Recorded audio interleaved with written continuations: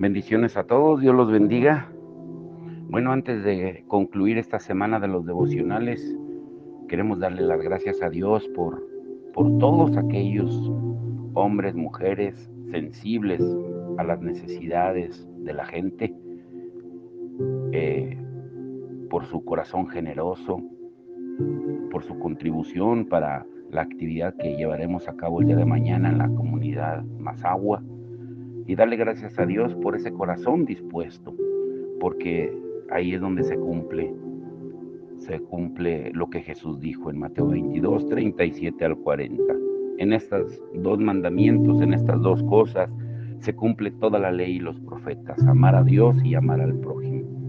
Así es de que le damos gracias a Dios por sus vidas de cada uno de ustedes. No hace falta mencionar sus nombres. Dios los conoce y los tiene registrados en el libro de memorias, como dice su palabra. Y solamente el día de mañana no olviden estar temprano en la Humanista 1 para concentrarnos y, y ayudar a hacer esas 400 tortas que vamos a llevar para allá y prepararnos, orar, pasar un tiempo en oración antes de partir y, y darle gracias a Dios. Y no olviden llevar sus playeras de Creo en ti y darle toda la gloria a nuestro Señor. Eso no se trata de exaltar a ninguna denominación, sino de exaltar al único que merece toda la gloria y la honra, nuestro Señor y Salvador, Jesucristo. Y bien, ayer hablábamos de la advertencia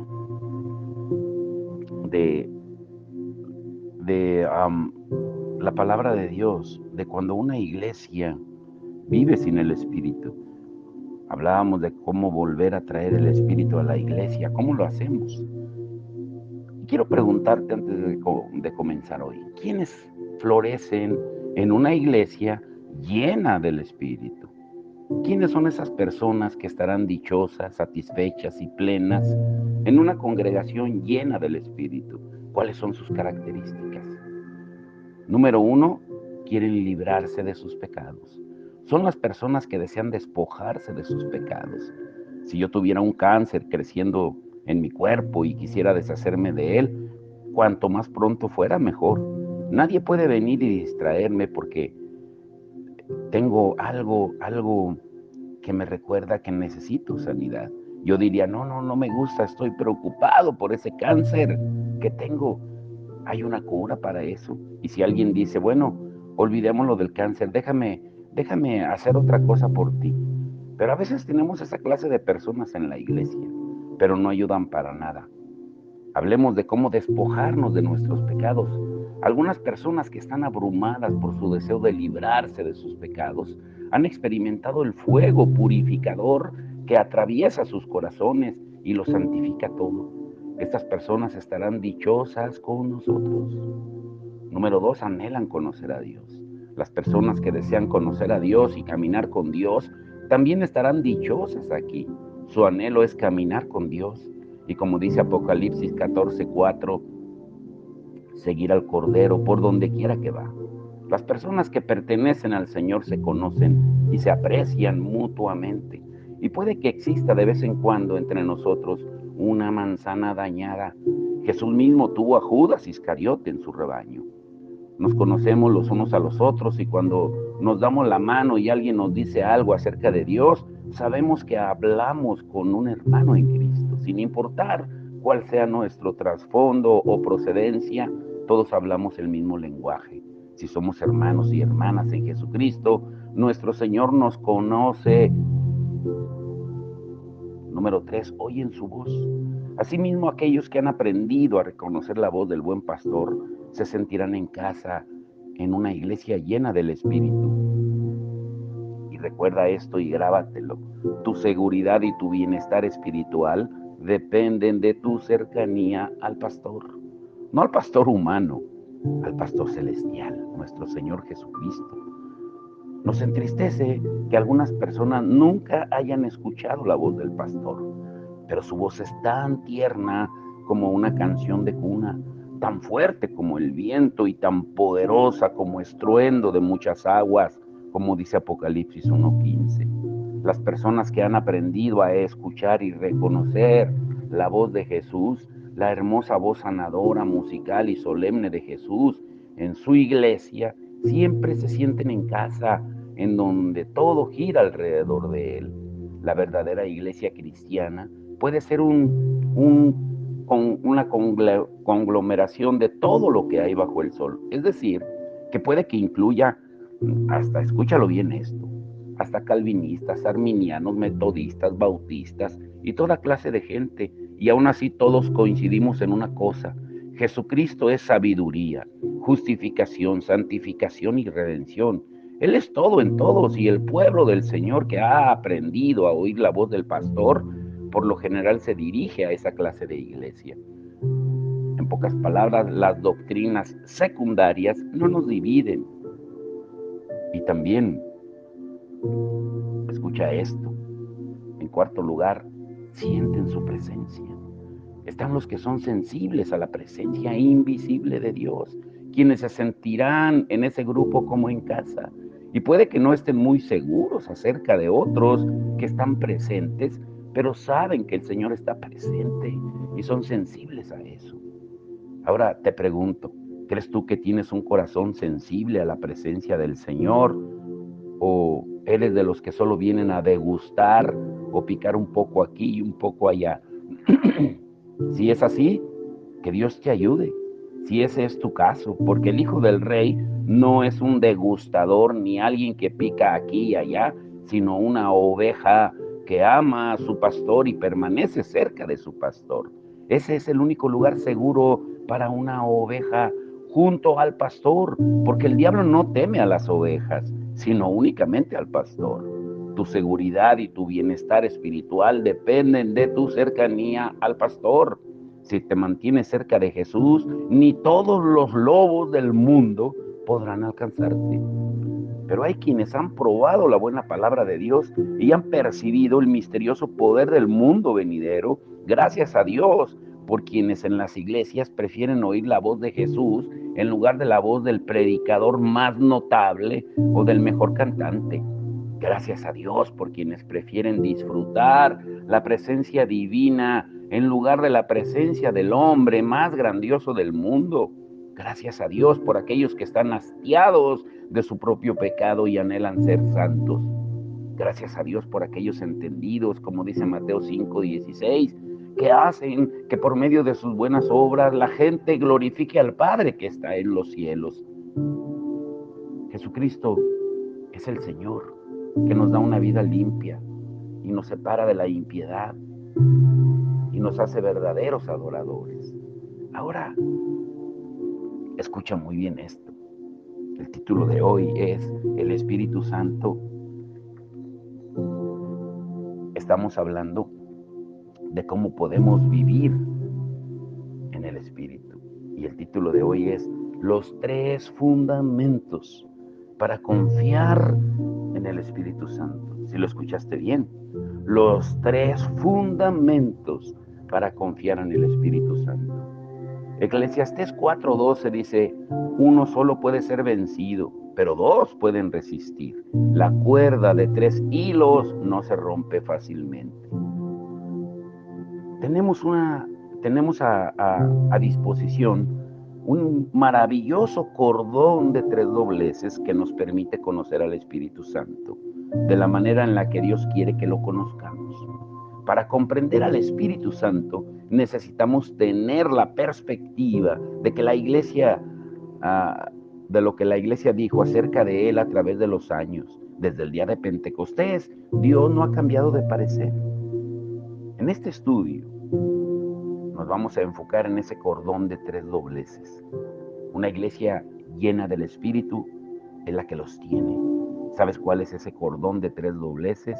Las Escrituras, la doctrina o los credos de la iglesia y los himnos de la iglesia, la adoración.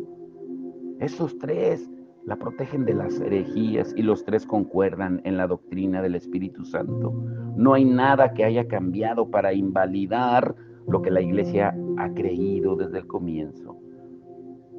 ¿Cuál es el primer cordón? Las Escrituras. El primer cordón son las Escrituras. Debemos comenzar siempre por aquí. Todo aquello que no esté construido en base a las Escrituras no perdurará y no viene de Dios.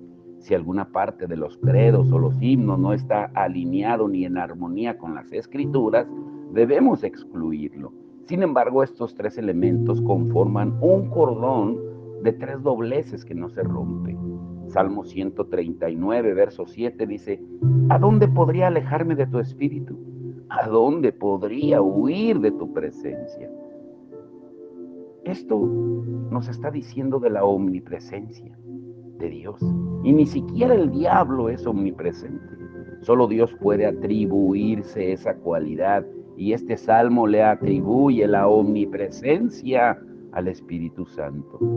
Job 26:13 dice: con un soplo suyo se despejan los cielos, con su poder Dios agita el mar. Aquí dice que el aliento, el Espíritu del Todopoderoso, quien nos dio al Espíritu Santo, es creador, da órdenes. Ezequiel 11:5 dice: y vino sobre mí el Espíritu de Jehová y me dijo: habla. Solo Dios es capaz de hacer eso. En 2 Corintios 13:14 dice que la gracia del Señor Jesucristo, el amor de Dios y la comunión del Espíritu Santo sea con todos ustedes. 2 Corintios 3:17 dice: ahora bien, el Señor es el Espíritu, y donde está el Espíritu del Señor, ahí hay libertad. Esto es solo una muestra de lo que dicen las Escrituras acerca del Espíritu Santo y el lugar que éste ocupa en la Trinidad. Por eso busquemos en las Escrituras y veamos lo que dicen y enseñan acerca de la persona del Espíritu Santo que conforman la Trinidad. Ningún otro estudio podría ser más beneficioso para nuestra vida diaria que estudiar al Espíritu Santo, porque es quien está activo hoy en día. Recordemos que en el Antiguo Testamento, de Génesis a Malaquías, es el Padre hablando. En los 4 evangelios, Mateo, Marcos, Lucas y Juan, es el Hijo hablando. Y en Hechos, hasta Apocalipsis, es el Espíritu Santo hablando. Y los tres son uno.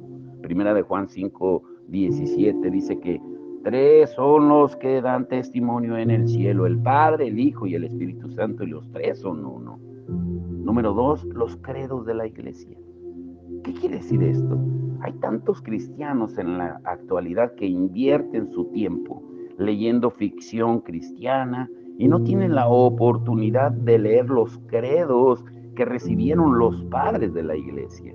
Por eso te aconsejo que tomes un tiempo para leer esos credos periódicamente y permite dejar que el Espíritu te ministre de lo que dicen en relación a él.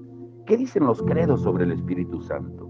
Conocer esto es saber lo que las iglesias primitivas creían acerca del Espíritu Santo, las primeras iglesias, y eso no ha cambiado.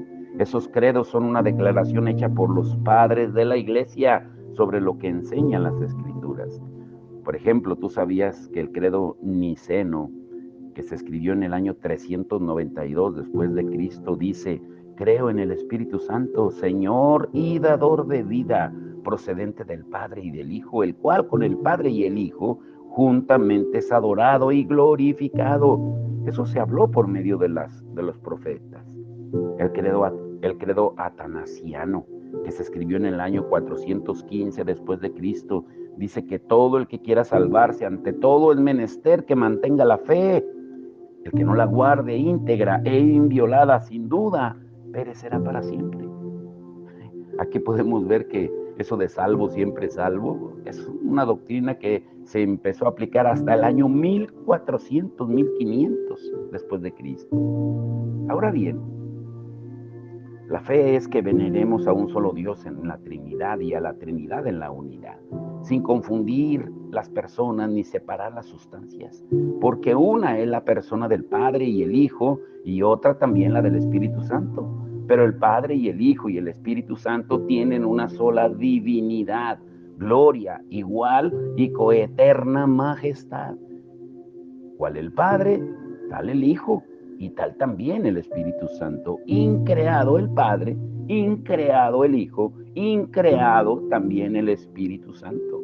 Infinito el Padre, infinito el Hijo, infinito también el Espíritu Santo. Eterno el Padre, eterno el Hijo, eterno también el Espíritu Santo. Y sin embargo no son tres eternos, como dicen algunas sectas, sino un solo eterno.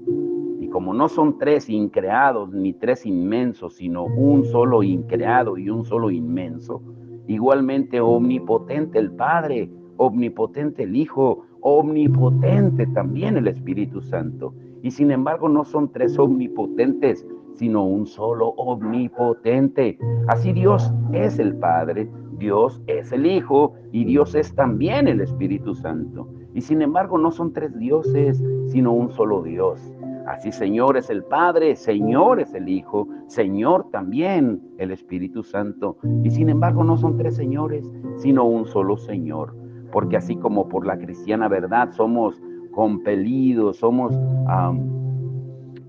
motivados a confesar como Dios y Señor a cada persona de la Trinidad, en particular, así eh, debemos decir que no hay tres dioses ni tres señores, sino un solo Señor y un solo Dios.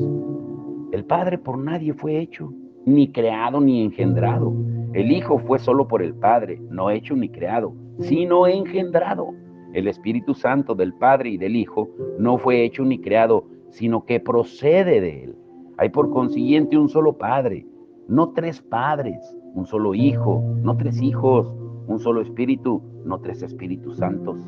Y en esta Trinidad nadie es antes ni después, nadie mayor o menor, sino que las tres personas son entre sí coeternas y coiguales.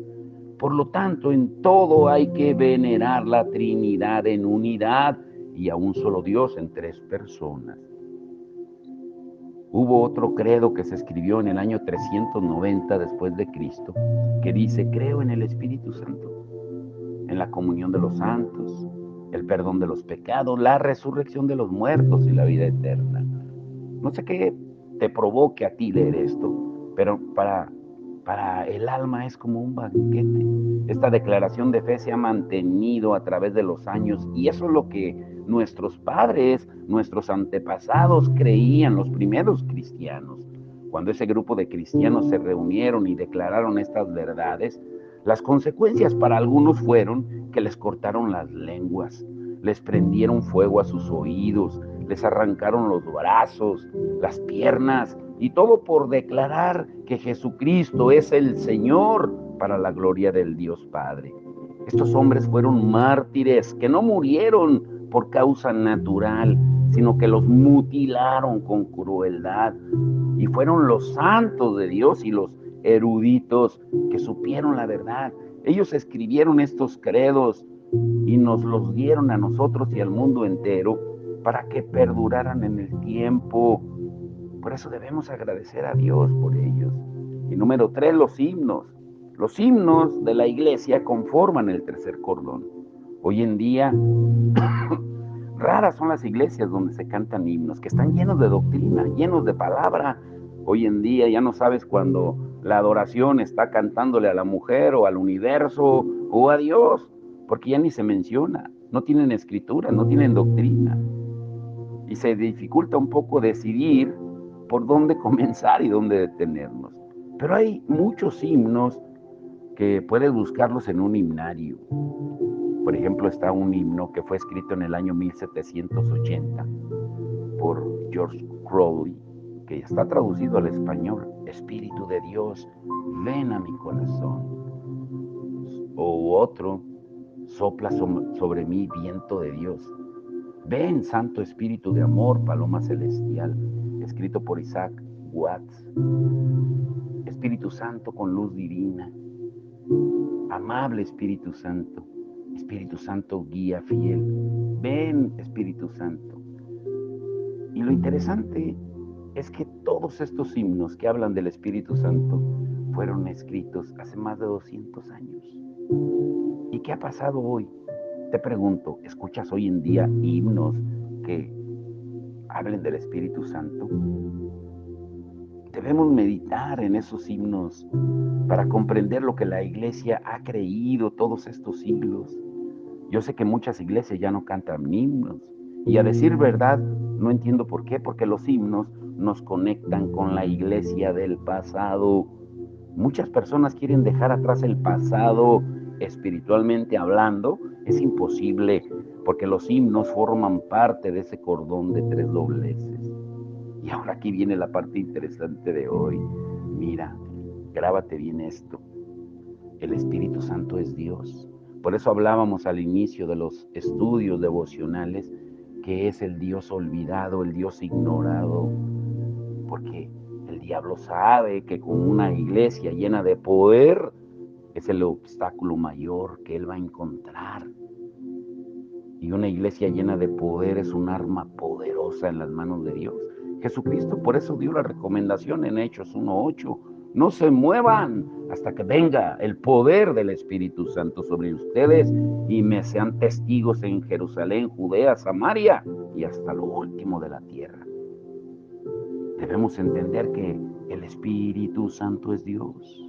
El Espíritu Santo es un aspecto importante de la iglesia cristiana actual. Bautizamos en el nombre del Padre, del Hijo y del Espíritu Santo. Si el Espíritu Santo no fuera Dios y fuera algo más, un hombre o un ángel u otra cosa, pero no Dios, como algunos dicen, pues tengo una pregunta que hacerles. Si las Escrituras no enseñaran que el Espíritu Santo es Dios, ¿bautizaríamos en el nombre del arcángel Gabriel? O imagínense si dijera, lo bautizo en el nombre del Padre, del Hijo y de San Pablo o de San Pedro. Si yo dijera, los bautizo en el nombre del Padre, del Hijo y de la Virgen María, sería todavía más horrible, porque no se le puede atribuir deidad a ninguno de ellos. No le podemos atribuir deidad a la Virgen, aunque la honramos por haber sido la madre de nuestro Señor, la madre del cuerpo de nuestro Señor, no la madre de la deidad de nuestro Señor, ya que su deidad le había sido dada antes de la fundación del mundo. Imagínense que presentáramos al arcángel Gabriel y dijéramos la gracia del Señor Jesucristo, el amor de Dios y la comunión del arcángel Gabriel. Todos gritarían herejía, herejía, herejía. Y estarían en lo correcto, porque sería terrible ubicar a un arcángel, un ángel o un ser humano en el lugar que le corresponde solamente al Espíritu Santo, que eso es lo que hacen algunas sectas, diciendo que incluso Jesucristo es el arcángel Miguel. El Espíritu Santo es Dios y lo más importante es que Él está presente entre nosotros. Hay una deidad que no podemos ver, pero que está presente. No podemos escondernos del Espíritu Santo porque Él está presente en medio nuestro. Él está entre nosotros y sabe todo lo que sucede porque vive en nosotros. Es indivisible del Padre y del Hijo. Él es Dios. Ejerce todos los derechos de Dios y merece toda nuestra adoración, amor y obediencia. Y aquí viene la parte interesante. Escucha muy bien esta parte para que puedas entender el domingo el estudio que estaremos llevando a cabo. El Espíritu Santo es el Espíritu de Cristo. Te lo diré otra vez. El Espíritu Santo es el Espíritu de Cristo. Esta es la identidad del Espíritu. Y aquí está lo más maravilloso acerca de él. Como es el Espíritu de Jesús, es igual a Jesús. Aquellas personas que dicen que fueron llenas del Espíritu, pero no actúan como si de verdad hubieran sido llenas, asustan a muchos. Y algunos dicen estar llenos del Espíritu, pero siguen siendo severos, ásperos, abusivos. Otros actúan de manera extraña y aseguran que es por causa del Espíritu Santo. Pero el Espíritu Santo es exactamente igual a Jesús. Y por ende, ser igual a Jesús es ser igual al Padre. Porque Jesús dijo en Juan 14:9, el que me ha visto a mí, ha visto al Padre. Y también dice en Juan 14:26, mas el Consolador, el Espíritu Santo, a quien el Padre enviará en mi nombre, Él os enseñará todas las cosas y les hará recordar todo lo que les he dicho. El Espíritu Santo nos mostrará a Jesucristo. ¿Por qué? Perdón. Porque Jesucristo es la palabra, es el verbo hecho carne. Lean Juan 1:4 y Juan 1:14. Por ejemplo, te pregunto, ¿qué piensa el Espíritu Santo de los bebés? Bueno, pues te pregunto, ¿qué pensaba Jesús de ellos? Jesús pensaba de los bebés lo mismo que pensaba el Padre, y el Padre debe pensar maravillosamente sobre los bebés, porque Jesús pidió que se los llevaran para bendecirlos, para tocarlos, en Mateo 19, 14 y 15. Y puede ser que los teólogos no sepan por qué lo hizo, pero no hay nada más tierno y suave en el mundo que la cabecita de un bebé. Y Jesús ponía su mano sobre esa cabecita pequeña y bendecía a los niños en el nombre de su Padre. ¿Qué piensa el Espíritu Santo de las personas enfermas? Pues ¿qué pensaba Jesús de ellos? ¿Y qué piensa el Espíritu Santo de los pecadores? ¿Qué pensó Jesús de la mujer que habían traído ante él acusada de adulterio? El Espíritu Santo siente exactamente lo mismo que Jesús sintió. Él es el Espíritu de Jesús y actúa de la misma manera que Jesús. El Espíritu Santo es amable y algunos intentan hacer que sea algo más que amable, pero como Él es amable, puede entristecerse si lo ignoramos, si lo resistimos, si dudamos de Él, si pecamos contra Él, si no le obedecemos o si le damos la espalda. Podemos entristecer al Espíritu y Él puede entristecerse porque ama.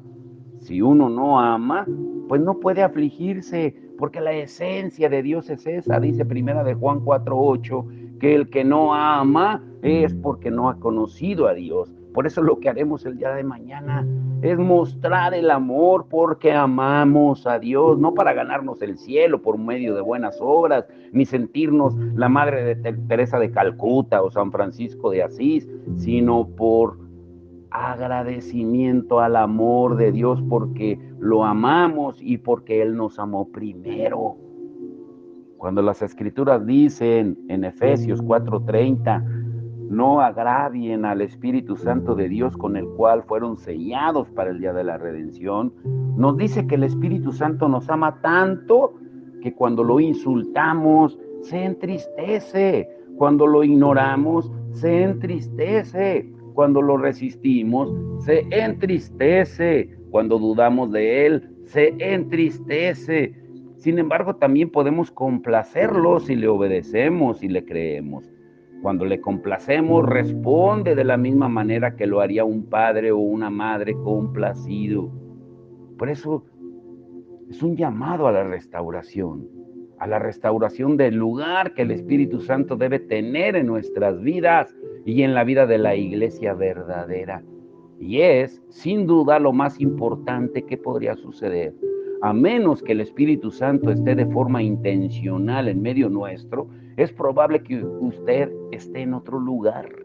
Es muy posible llevar adelante una iglesia, como hablábamos en estudios pasados, sin el Espíritu Santo. Una iglesia puede organizarse, elegir sus directivos, sus pastores, llamar a un pastor, adoptar una constitución y demás. El Espíritu Santo podría dejar al pastor al mando sin que nadie se diera cuenta por 5 años y estar dirigiendo una iglesia sin la guía del Espíritu. Qué tragedia más grande para la iglesia de Cristo que no podamos darnos cuenta de esto. Por eso las advertencias a las 7 iglesias en Apocalipsis capítulo 2 y capítulo 3 dicen: el que tenga oídos, oiga lo que el Espíritu dice a las iglesias. Una de dos cosas pasará en respuesta a esto: una reacción desinteresada o una búsqueda desesperada de Él. Por eso oremos hoy para que sea la segunda respuesta, una búsqueda desesperada, que no lo ignoremos.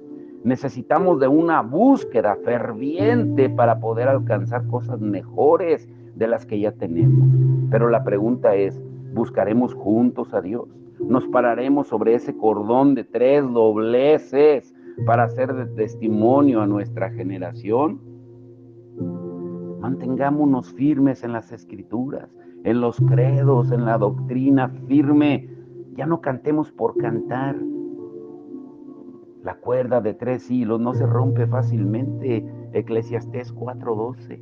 Por eso, hoy escucha lo que veremos el domingo, que tiene relación con lo que estudiamos hoy acerca de el Espíritu Santo, de los 3 fundamentos para confiar en el Espíritu Santo. ¿Y será Jesús y el Espíritu Santo son lo mismo?